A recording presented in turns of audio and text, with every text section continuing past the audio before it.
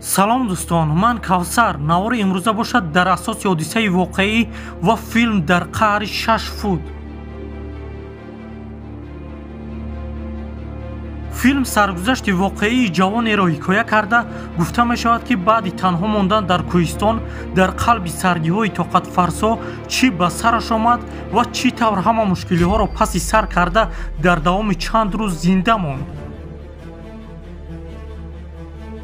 гоҳе инсон ба ҳама мушкилиҳо гирифтор шуда боз раҳо мешавад.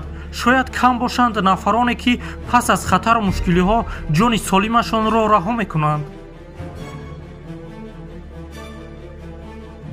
саргузаште ки имрӯз нақл мекунам, кӯшиши шуморо барои зиндагӣ зиёд карда, шуморо водор месозад ки дар ҳар ҳоле ки набошед, бояд мубориза баред.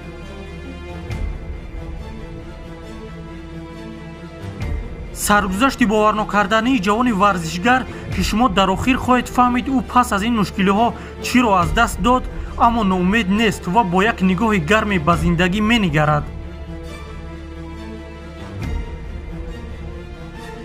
пас ҳама якҷоя мебинем ӯ бо чӣ мушкилӣ гирифтор шуд ва баъди раҳоӣ чиро аз даст дод. ҷавони далери навори имрӯзи мо Эрик Лемарк, собиқ хоккейбози маъруф ва варзишгар.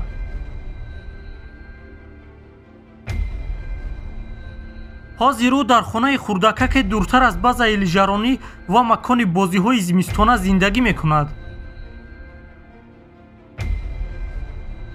маълум мешавад ки ӯ бесабаб ин ҷо нест. Эрик каме пеш аз садамаи марговар раҳо шуд, ки гунаҳгор худаш буд. ӯро аз рондани мошин маҳрум карданд ва ӯ хост ба кӯҳистон омада асабҳои худро каме ҳам бошад ором кунад. бисёртар ба варзиш машғул мешавад.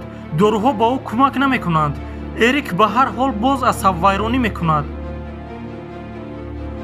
ногаҳон дари хона баста шуд. акнун ӯ маҷбур мешавад дарро бо зарбаи пояш кушояд. пояш захмӣ шуд, аз пояш хун мерафт. ин захми кӯҳнаи ҳамон садама мебошад.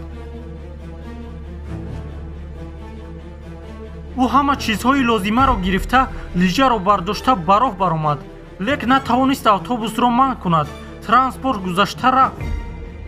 мехост мошинҳоро нигоҳ дорад, аз гармӣ барф мехӯрд.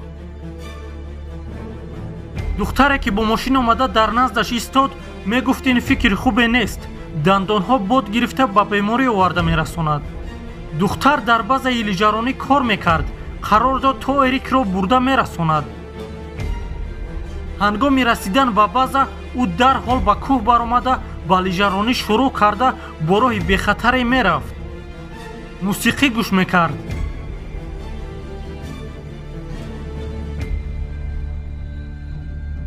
ногаҳон якбора ҳаво ноустувор шуд. духтаре ки ӯро бо мошин оварда буд, хабар дод ки бо сабаби ноустувории ҳаво бояд базаи лижарониро бубандем. лек то ҳол баста нашуда буд. ба ҳар ҳол Эрик лижарониро идома медод. ба модараш занг зада гуфт: ман дар кӯҳ дар лижаронӣ қарор дорам. ба баста шудани база нигоҳ накарда, боз тайёрӣ медид барои поёнтар фаромада лижаронӣ кардан. ӯ аз ҳама нуқтаи поёнӣ фаромада қарор дод баргардад.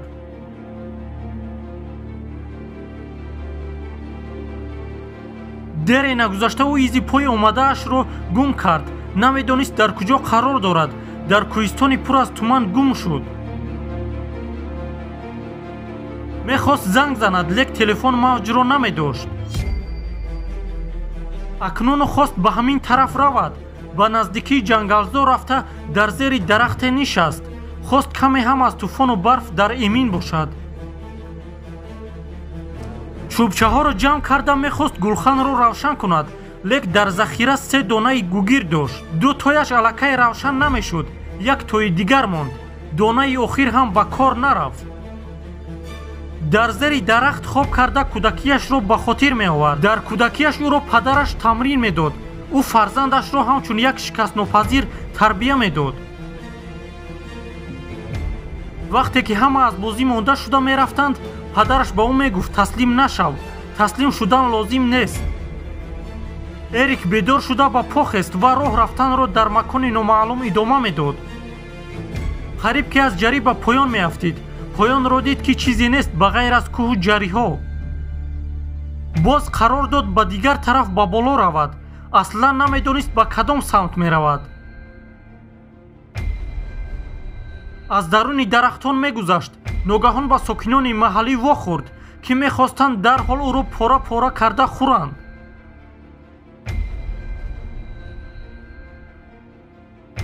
лекин нотарсида бо садои баланд дод зад ва дарандаҳоро гурезонд. аз фурсат истифода карда гурехт. аз улосашон маълум буд ки гургҳо хело бисёранд. эрик бо лижаи дар дасташ чуқурӣ канда даромад ва лижаро дар болояш гирифт. эрик боз кӯдакиашро ба хотир меовард, ки падару модараш ҳама вақт ҷанг мекарданд. модараш мехост ӯро аз бозиҳои беҳуда канор гирад. падараш мегуфт ӯ бо роҳи ман меравад ва ба мисли ман мешавад. кореро ки ман натавонистам ӯ мекунад. шаби якумро дар даруни барфҳо рӯз кард. дар рӯзи дуюм боз мехост барф хӯрад. суханҳои он духтарро ба хотир овард. хӯрда натавонист. дар рӯи барф нишонаи монда боз бо лижаҳо ба поён мерафт. каме поёнтар рафта истод, то каме дам гирад. ӯ намедонист ки дар болои ях истодааст. ях шикаста ба даруни об афтид. дар даруни об дид ки пакети дорӯҳои ӯ ба поён шино карда истодаанд. хост дорӯҳоро гирад. қариб дар зери ях мемонд. тавонист худро раҳо карда барояд. худро ба канор гирифта либосҳои тарашро бароварда ба зери офтоб мемонд. бегоҳ ҳарорат хело паст фаромад. худ ба худ мегуфт ман наҷот меёбам. хурсандӣ мекард ки либосҳояш дар ҳақиқат хушк шудааст. ба боло нигариста равшаниеро ба мисли базаи лижаронӣ дид. боз хело хурсанд шуда аз хурсандӣ садо мезад. ҳавасманди наҷоти худ шуда хоб кард, то зуд рӯз шавад. баъди хоби ӯ мо мебинем дар он баландӣ ягон база нест. ӯ ситораҳоро дида буд. саҳар ба роҳ баромад, аммо дур рафтан натавонист. ба зону зада афтид. пои захмиашро дошта буд. аз пояш хун ҷорӣ буд. дар пакети дорӯҳо барф гирифта буд. акнун обро нӯшида хоб кард. 4 рӯз бо ин ҳол гузашт. пояш хело дарди сахт дошт. ба зами захм боз пойҳо сармо хӯрда буд. ба наздикӣ рафта дид ҳеҷ базае дар он макон нест. бозу дар ғазаб омада асабонӣ мекард, лек таслим нашуда ба пеш мерафт. худро ба паноҳгоҳе расонда дид ки телефон зарядаш халос шуд. дар ин замон модараш нав паёмаки садоии равонкардаи фарзандашро гӯш кард. дар рӯзи панҷум пойҳояш хело бад шуда буд. ҷуробҳоро боло карда захми ваҳшатнокеро дид. гӯшти пояшро бо ҷуроб канда гирифт. хело гурсна буд, мехост гӯшти пои худро хӯрад. ин корро карда натавонист ва пораи гӯштро дар ҷайбаш монд. эрик ба хотир овард ки бо худ радио дошт. акнун радио имтиёзи охирини ӯст. фикр кард агар радио мавҷро қапад, ӯро ҷустуҷӯ мекунанд. дар рӯзи шашум модараш беқарорӣ мекард. ягон хабари фарзандаш набуд. дар рӯзи ҳафтум ба хонаи писараш рафта касеро пайдо накард ва фаҳмид ки бо ӯ чизе рух додааст. ба базаи лижаронӣ омада ба ҳамон духтар мегуфт. духтар ба ӯ мегуфт ба полис муроҷиат кунад барои гумшуда, ки барои ин 2 рӯз лозим буд. расми писарашро нишон дод. духтар ӯро шинохт. гурӯҳи ҷустуҷӯиро омода карда барои ҷустуҷӯ парвоз карданд. эрик рафтанро давом медод. дар ҷангал садои чархболро шунавид. каме дигар монда буд ки ӯро медиданд. ноумед шуда ба замин афтид. дар рӯзи дигар эрик ба боло рафтанро идома медод, то дар баландӣ дастгоҳ мавҷро қабул кунад. аз гуруснагии зиёд пораи гӯшти пояшро бароварда хӯрд. наҷотдиҳандаҳо корашонро хотима доданд. эрик таслим намешуд, ба пеш мерафт. духтар ба модараш гуфт писарат зинда нест, пайдо нашуд. онҳо ҷустуҷӯи ҷасадро идома медиҳанд. эрик лаҳзаи мушкилии зиндагиашро ба хотир оварда барои рафтан кӯшиш мекард. билохир ба боло баромад ва дастгоҳ мавҷро қабул кард. сигналро ҷавоне дар база мушоҳида кард. ба духтар хабар дод. онҳо барои наҷоти эрик равон шуданд. ӯро наҷот доданд. модар фарзандашро дида ӯро ба оғӯш мегирифт. чанде баъд мо мебинем ки эрик пойҳояшро аз даст додааст. ин эрики ҳақиқӣ мебошад. ин маҳрумии пойҳо ба ӯ халал намерасонданд ва ӯ муаллими наврасон дар варзиши хоккей буд. дақиқан баъди 1 сол эрик ба ҳамон базаи лижаронӣ баргашта лижаронӣ мекард. эрик ҳеҷ вақт ноумед нашуд. бизнеси худро кушод, оила бунёд кард ва чандин нафарони дигарро ҳавасманди дилгарм будан дар зиндагӣ кард. боварӣ дорам шумо ҳам аз саргузашти эрик ҳавасманд гардида ҳеҷ вақт аз рӯзҳои бади дар зиндагӣ хаставу ноумед намешавед. бо ҳамин филм ба охир расид. нафароне ки мехоҳанд филмро ба пуррагӣ тамошо кунанд, филм дар телеграм-канали ман ҷой дода мешавад.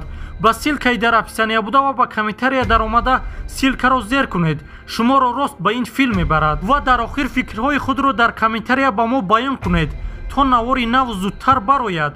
бо мо буданро фаромӯш накунед. хайр, то наворҳои баъдӣ.